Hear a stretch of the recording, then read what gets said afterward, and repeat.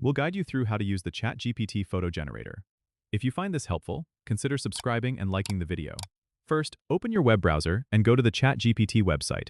Make sure you're logged into your account. Once you're on the homepage, look for the photo generator option in the menu bar at the top. Click on it, and you'll be directed to the photo generation interface. Here, you will see a text box where you can input your prompts. This is where the magic happens. You need to type in a detailed description of the photo you want to generate. Be as specific as possible, including elements like colors, themes, and subjects. For example, if you want an image of a sunset over a mountain, make sure to include those details. Once you've entered your description, look for the Generate button, usually located under the text box, and click it.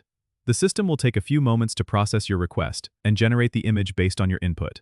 Once the image is generated, you'll see it displayed on the screen.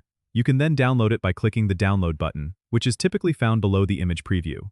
If you want to make adjustments or try again with a different prompt, simply go back to the text box, tweak your description, and hit Generate again. It's a fun and creative tool that allows you to bring your ideas to life visually.